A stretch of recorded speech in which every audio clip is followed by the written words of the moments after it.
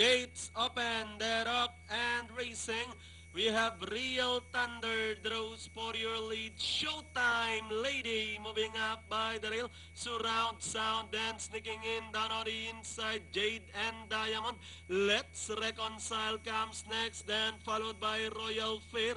Next in line moving up by the rail. Lover of Old Dugo's favorite. Then comes Run Like the Wind, Perfection, and Be Cool. He's running at the tail of the field, heading towards the last 600. Real Thunder moving up. Jade and Diamond together with Surround Sound. Let's Reconcile comes next, and on the outside, Showtime Lady.